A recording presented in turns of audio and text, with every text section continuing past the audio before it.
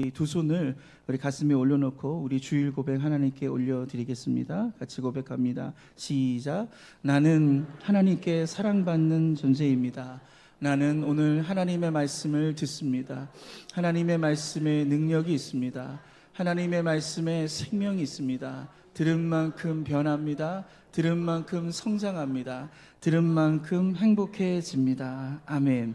여러분, 이 여성의 이름은 영국의 다이애나 비 왕세자입니다. 영국 국민들에게 정말 사랑을 많이 받았다고 합니다. 정말 모든 국민들이 이분을 사랑할 정도로 정말 많은 사랑을 받았는데요. 그런데 1997년 어느 날 비운의 교통사고를 당하게 되면서 그의 생을 마감하게 됩니다. 그때 영국 전체가 발칵 뒤집어졌어요. 그녀의 죽음을 슬퍼하며 애도하면서 정말 많은 사람들이 눈물 흘리며 그렇게 애도의 시간들을 가졌다고 합니다. 그런데 이 사건 이후에 영국에서요 굉장히 기이한 일이 발생하게 됩니다. 그것은 뭐냐면 영국에서 심리 상담소를 찾아가는 사람들의 발걸음이 갑자기 뚝 끊긴 거예요. 그리고 우울증 약이 필요해서 우울증 약을 의사 선생님에게 처방받는 이런 사람들의 발길이 갑자기 뚝 끊긴 것입니다. 여러분, 보통 상식적으로 생각하면 이런 큰 심리적인 충격을 받게 되면요 더 심리 상담소를 의지하게 되고 더 많은 약이 필요할 거라고 생각하는데 오히려 뚜껑을 열어보니까 반대의 결과가 나타나게 된 것입니다. 왜 이런 현상이 일어났을까? 심리학자들이 조사를 했더니 그 이유가 뭐냐면 이 다이애나의 죽음을 인해서 사람들이 너무나 많은 눈물을 흘렸는데 그 눈물이 그들의 정서에 안정을 취하게 됐다라는 것입니다. 그래서 심리학자들이 이러한 사회 현상을 다이애나 신드롬, 다이애나 이펙트 효과라는 이름으로 명명하기를 시작한 것입니다. 즉 우리가 눈물을 흘리게 되면요 그 우는 것을 통해서 우리의 감정이 정화가 되고 또 이 마음을 새롭게 씻는 그런 효과가 또는 정서적 안정을 주는 그런 데 큰 효과가 있음을 보여주는 대표적인 바로 이런 역사적 사례가 아닌가 생각합니다. 오늘 그런 의미에서 오늘 우리는 시편 84편 5절과 8절의 말씀을 통해서 우리 한번 제목을 따라 볼까요? 눈물의 능력. 저와 여러분이 눈물의 능력이라는 제목으로 함께 말씀의 은혜를 나누고자 합니다. 여러분, 우리가 언제 눈물을 흘리죠? 슬플 때, 또 기쁠 때, 또 벅차오르는 어떤 이런 감동이 있을 때 눈물입니다. 또 우리 함께 신앙생활하는 저와 여러분은 하나님께 은혜 받을 때 우리가 눈물을 흘리지 않습니까? 제가 예배 때 보면요 우시는 분들이 있어요. 이렇게 몇 분 이렇게 보면 항상 울면서 예배드리신 분들이 있습니다. 근데 보통 설교자들이요 이 설교 가운데서 성도들이 우는 모습을 보면요 그것을 은혜 받았다 이렇게 생각을 합니다. 그래서 제가 전에 교회에서 설교를 하는데 한 집사님이 저 구석에서 계속 눈물 흘리는 거예요. 눈물을 닦고 또 눈물 흘리고 눈물을 닦고 계속 흘려서 설교가 끝난 다음에 물어봐야지 제가 생각했어요. 그래서 예배가 다 끝난 다음에 성도들 나가실 때 한 사람 한 사람 인사를 하잖아요. 그 집사님이 제 앞을 지나가서 제가 집사님한테 물어봤어요. 집사님, 제가 설교하면서 봤는데 계속 우시더라고요. 왜 우셨어요? 이렇게 질문을 던집니다. 여러분, 목회자가 이런 질문을 던진 건요 목사님 설교에 은혜 받았어요 이 답을 이렇게 기대를 하는 거예요. 오늘 설교에 은혜 받아서 제가 이렇게 눈물 흘렸다 이런 답을 기대하는데 이 집사님이 뭐라고 해야 되니까 목사님이 아들 얘기하는데 갑자기 군대 간 자기 아들 생각이 나더래요. 그래서 너무 슬퍼가지고 그 아들 생각하니까 막 눈물이 계속 하염없이 나왔다고 저한테 그렇게 얘기합니다. 그래서 제 설교와 전혀 상관없게 이렇게 울은 거예요. 그래서 제가 굉장히 무한한 그런 적이 있었습니다. 여러분은 잘 우시는 편인가요? 여러분, 우리가 운다라는 건요 우리의 신앙이 어쩌면 정말 살아있는 신앙이 아닌가 저는 그렇게 생각합니다. 오늘 그렇기 때문에 오늘 이 시편 84편의 말씀을 통해서 우리의 눈물이 그저 슬픔을 표현하는 그냥 연약함을 표현하는 것이 아니라 정말 하나님 앞에 은혜의 통로가 되어지고 할렐루야 우리의 삶을 변화시키는 오늘 이 축복의 귀한 능력이 되는 것을 우리가 함께 나누기를 원합니다. 왜 눈물이 능력인가요? 첫 번째 한번 따라해 볼까요? 하나님의 힘이 공급되기 때문입니다. 여러분, 왜 눈물이 능력인가? 그것은 첫 번째로 바로 그 눈물을 통해서 하나님은요, 우리에게 하나님의 힘을 우리 가운데 공급해 주신다는 것입니다. 오늘 시편 84편 5절 말씀을 같이 읽겠습니다. 시작. 주께 힘을 얻고 그 마음에 시온의 대로가 있는 자는 복이 있나이다. 여러분, 뭘 말씀하고 계시죠? 주께 힘을 얻고라고 나와 있어요. 여기서 말한 힘이라는 단어는요, 히브리어로요, 여러분, 단순히 우리 육체적인 힘만을 의미하는 게 아니에요. 이 힘이라는 단어 안에는요, 용기가 있고요, 치유도 있고, 또 영적인 견고함을 의미하는 이런 의미로 사용되는 것입니다. 그래서 이 힘은 세상이 주는 힘이 아니라 하나님께서 우리에게 주시는 그 힘을 말하는 것입니다. 이 힘을 갖게 되면요, 우리의 삶의 어떤 역경과 고난 속에서도 흔들리지 않는 이런 내적인 능력을 갖게 되는 것입니다. 여러분, 이 하나님으로부터 오는 힘은 어떻게 우리에게 전달될까요? 저는 그것이 바로 눈물이라고 생각합니다. 우리가 고난과 어려움 앞에서 흘리는 눈물은요, 단순히 슬픔을 상징하는 것이 아니라 그것을 뛰어넘어서 세상이 줄 수 없는 그 진정한 위로와 그 능력이 오직 하나님께 있음을 고백하는 거예요. 그래서 우리는 사람 앞에서 우는 게 아니라 하나님 앞에 우는 자가 되어야 되고, 그 하나님은 우리의 눈물을 통하여서 하나님께서 우리에게 은혜와 능력을 주신 것을 믿으시기를 바랍니다. 여러분, 우리가 아이를 키울 때 그렇잖아요. 아이들이 그냥 잘 놀면요, 그냥 내비둡니다. 그냥 자기 각자 부모님 일을 합니다. 그런데 그렇게 잘 놀던 아이가 갑자기 울어요. 그럼 어떻게 되죠? 부모의 모든 관심은 그 우는 아이에게 쏠릴 수밖에 없어요. 그래서 자기가 하고 있는 모든 것을 다 중단하고 아이에게 달려가죠. 아이가 넘어졌는지, 아이가 배고픈지, 아이가 왜 우는지를 살피게 되는 것입니다. 마찬가지로 여러분, 우리가 신앙생활하면서 우리가 하나님 앞에 눈물로 기도하면요, 하나님은 우리에게 관심을 갖는 거예요. 그리고 우리에게 다가오셔서 말씀하신 겁니다. 너 왜 우니? 그래서 우리의 상황을 살피시고요, 우리의 간절한 기도의 제목에 하나님께서 귀 기울이신 것을 믿으시기를 바랍니다. 이렇게 눈물은 하나님의 힘과 능력이 임하는 통로이다라는 것입니다. 우리 이사야서 38장 5절 말씀을 같이 읽겠습니다. 시작. 너는 가서 히스기야에게 이르기를, 내 조상 다윗의 하나님 여호와께서 이같이 말씀하시기를, 내가 내 기도를 들었고 내 눈물을 보았노라. 내가 내 수완에 15년을 더하고. 남유다 왕 히스기야, 하나님께서 이사야 선지자를 통해서 이제 너는 죽게 된다라는 것을 알려줍니다. 히스기야는요, 죽음이 선고가 된 거예요. 이제 얼마 있지 않으면 그의 생명이 끝나는 상황이 됩니다. 그런데 히스기야는요, 포기하지 않습니다. 히스기야는요, 죽음을 받아들이지 않습니다.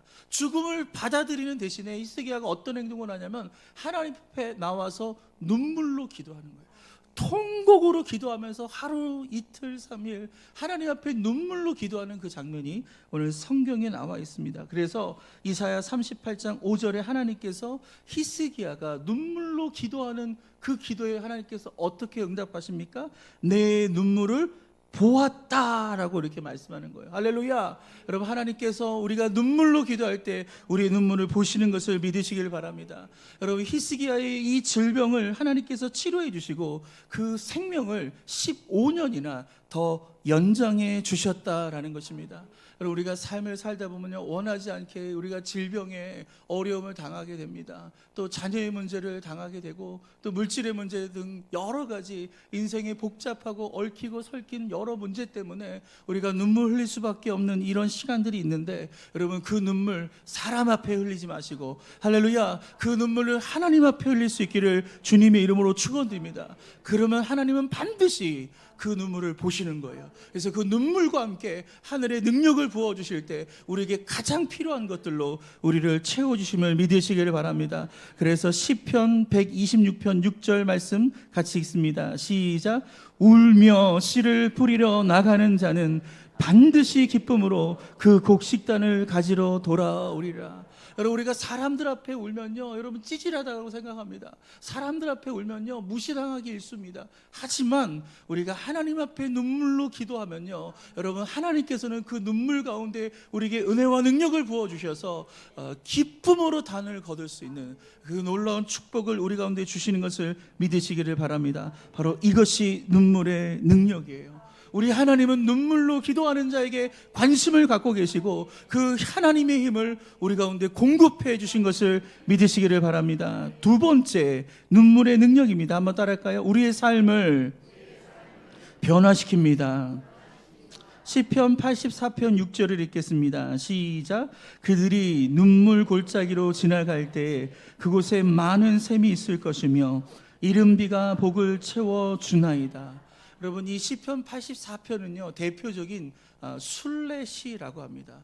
여러분, 이스라엘 성인들은요 정기적으로 1년에 4차례 예루살렘으로 성지 순례를 와야 됩니다. 왜냐하면 이 절기를요 집에서 지키지 못하는 거예요. 이스라엘의 4대 절기는요 예루살렘 성 중앙 성소에 가서 드려지게 되어 있습니다. 그래서 내가 어디에서 사는 게 중요하지 않아요. 내가 멀리서 살아도요 예루살렘 성전으로 가야 돼요. 그러니까 그 먼 길을 이동해서 그 중앙 성소인 예루살렘 성에 와서 여기서 절기를 지켜야 되는 것이 이것이 종교적인 의무였다라는 것입니다. 자, 먼 곳에서 오는 사람도 있고 가까스에서 오는 사람이 있고 각각의 삶이 있는데, 자, 문제는 뭐냐면 이 예루살렘 성을 들어오기 위해서는요 유대 광야를 통과해야 하는데 이 유대 광야는 굉장히 거칩니다. 메마릅니다. 이 건조지대를 통과해야 됩니다. 그래서 오늘 시편 84편 이 순례자의 노래가 뭘 얘기하고 있습니까? 눈물의 골짜기를 통과한다. 그 눈물의 골짜기로 지나갈 때라고 이렇게 말씀하고 있는 것입니다. 얼마나 그 길이 힘들었다면, 여러분 그 길이 여러분 눈물 흘리지 않고서는 걸을 수 없는 길이었기 때문에 오늘 이 시편은 이렇게 노래하는 거예요. 이 길은 눈물의 골짜기입니다. 여러분, 그 지역의 이름이 아니라 눈물을 흘리면서 지나갈 수밖에 없는 골짜기라고 하면서 이런 명칭이 세워져 있는 것입니다. 시편 84편 6절에 보니까 눈물의 골짜기를 지날 때 많은 샘이 있을 것이며 라고 얘기하는 거예요. 여러분, 언뜻 우리가 한글 의미로 본다면 눈물의 골짜기를 지나가면 이제서 많은 샘을 발견하게 되는 어떤 존재의 의미로 이해합니다. 그 많은 샘이 이렇게 존재하는구나, 우리가 눈물의 골짜기를 흐르고 지나가다 보면은 이 샘물을 발견할 거야 라고 우리가 언뜻 생각할 수 있지만, 히브리어 원어로 보면요 이 표현은요 그런 표현이 아니라 눈물의 골짜기를 흘러갈 때, 우리가 눈물을 흘릴 때 많은 샘물을 만들 수 있다라는 그런 능동적인 의미를 담고 있다라는 것입니다. 여러분, 우리가 눈물을 흘리며 그 눈물이 샘물이 됩니다. 그러면 그 샘물은 그냥 있는 것이 아니라 바로 샘물이라는 우물을 만들어내고요 그 많은 사람들을 살리고 그 변화시키는 그 축복이 되는 것을 말하고 있는 거예요. 눈물은 그 척박한 땅을 지나 그 약속의 땅, 그 목적지인 그 예루살렘을 통과할 수 있는, 도착할 수 있는 그 은혜를 하나님께서 주시는 것입니다. 오늘 그렇기에 우리가 눈물은 사람을 변화시키는 거예요. 우리가 눈물로 기도할 때 하나님은 역사하셔서 우리의 환경을 변화시켜 주신 것을 믿으시기를 바랍니다. 여러분, 미국이 경제 대공황 시기일 때 시카고에서 목회를 하는 목사님이 계셨어요. 이 목사님은 누구를 목회를 했냐면 이 불량배들을 대상으로 했습니다. 여러분, 이 미국의 마피아들이 대부분 시카고를 근거지로 두고 있어서 이런 깡패, 불량배가 참 많은데, 근데 이분이, 이 목사님이 설교만 하면 설교하다가 중간에 우는 거예요. 그래서 설교를 다 마치지 못해요. 그런데 그 설교를 불량배들이 듣고요 회개를 하는 거예요. 그 끝맺지 못하는 그 설교를 듣고 불량배들이 변화가 되어지고 하나님 앞에 나아가는 이런 기이한 현상들이 일어나게 되는 것입니다. 그런데 목사로서 또 남자로서 설교하다가 엉엉 우는 이 모습이 스스로 생각할 때 너무 창피했던 것 같아요. 그래서 이 목사님이 하나님께 어떻게 기도하냐면, 하나님, 제가 눈물 흘리지 않고 설교할 수 있도록 저를 도와주세요. 제 눈물을 좀 그쳐주세요라고 기도하게 됩니다. 하나님께서 이 기도를 들어주실까요? 안 들어주셨을까요? 들어주셨어요. 그래서 다음 주에 설교하는데 진짜 눈물 흘리지 않고요 카랑카랑한 목소리로 처음부터 끝까지 모든 설교문을요 완벽하게 설교를 했습니다. 나름대로 만족을 했어요. 그런데 사람들이요 감동을 받지 않은 거예요. 사람들이 변화가 되지 않은 거예요. 그 설교에 예수 믿겠다는 사람이 나오지 않고요 그 설교가 그의 삶을 변화시키지 못하는 거예요. 그런 현상을 보고 이 목사님이 하나님께 다시 기도했다고 합니다. 하나님, 저에게 눈물을 주세요.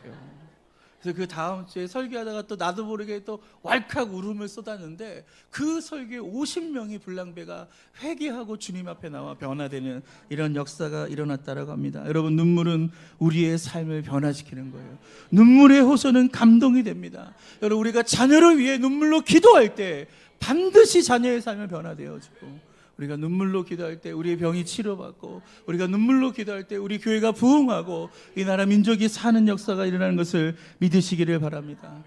우리나라 일제 강점기 시대 때 교회 역사를 보니까 여러분, 할 수 있는 게 아무것도 없잖아요. 성도들이 교회에 와서 하는 게 뭐냐면 울면서 기도하는 거였어요. 여러분, 지금 우리 전 세계적으로 한국 기도 스타일이라는 게 있습니다. 그게 뭔지 아십니까? 통성 기도예요. 통성으로 기도하는 이 운동이요, 이때부터 시작된 거예요. 일제 강점기부터 시작이 되는데, 근데 사실 이것은 통성 기도가 아니라 통곡 기도였어요. 눈물로 기도하는 통곡의 기도가 나중에 통성 기도로 바뀌어서 이렇게 전해지게 된 겁니다. 이들은 하나님 앞에 할 수 있는 게 아무것도 없잖아요. 그래서 눈물로 하나님께 기도하며 나갈 때 하나님께서 변화시켜 주시고, 하나님께서 해방시켜 주시고, 하나님의 놀라운 축복이 함께하는 것을 믿으시길 바랍니다. 여러분, 6.25 전쟁 때는 어떻게 됐나요? 전쟁이 다 끝난 다음에 우리는 완전히 폐허가 되었어요.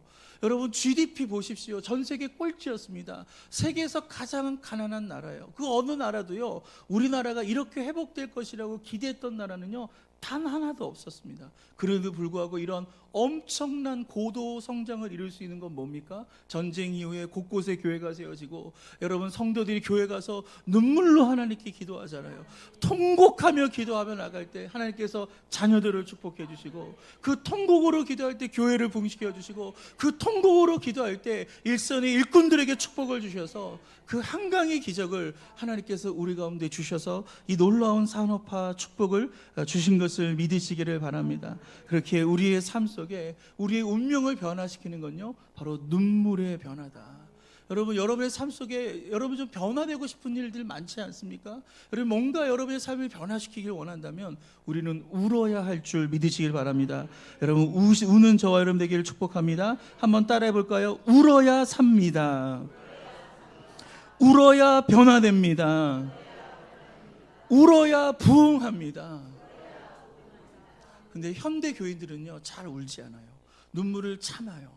그리고 우는 걸요, 불편하게 여깁니다. 또 주변 사람들이 우는 걸 보고 좀 어려워하는 그런 것도 있고, 약간 왜 저 사람 늘 이렇게 울지, 이렇게 찌질거리지, 그렇게 얘기하는데요. 여러분, 우리는요, 하나님 앞에 나와 울어야 될 줄 믿으시길 바랍니다. 여러분, 답답한 문제를 만나고 속상한 문제를 만나고, 여러분, 화내지 마시고 원망하지 마시고 하나님 앞에 눈물로 나갈 때 하나님께서 그 모든 환경을 열어주시고 변화시켜 주심을 믿으시기를 바랍니다. 마지막 세 번째, 여러분, 왜 눈물이 능력이 되는가? 저는 여러분이 이 땅을 살아가면서 이런 능력 있는 삶이 되기를 원하는데, 우리가 지난 9월 달부터 이런 능력 시리즈를 가지고 계속 설교를 하고 있습니다. 그래서 오늘 이 눈물의 능력, 다음 주 감사의 능력으로 제가 이 설교를 마무리하고자 하는데, 정말 우리가 능력 있는 성도 됐으면 좋겠어요. 그래서 그 능력을 갖고 여러분의 삶의 문제들을 헤쳐나가고 승리하며 나가는 은혜가 있기를 축복합니다. 마지막 세 번째 눈물의 능력은요, 한번 따라할까요? 영적 성장이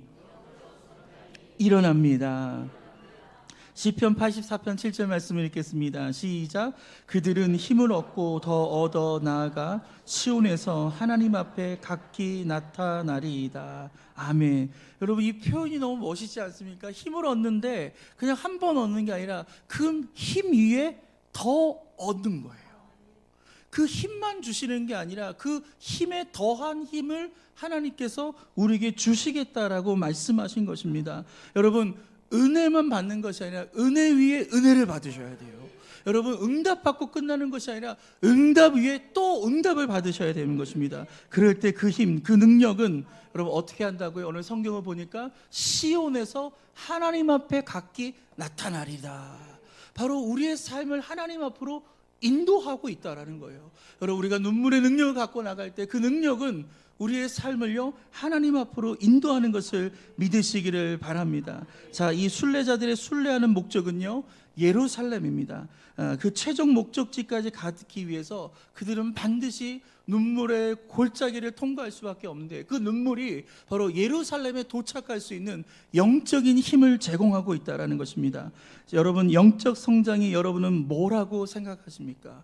영적인 성장 뭐라고 생각하십니까? 저는요 그것이 하나님 앞에 머무는 시간이다 라고 생각합니다. 영적으로 성장한 사람들의 특징은요 하나님 앞에 머무는 시간이 길어지는 거예요.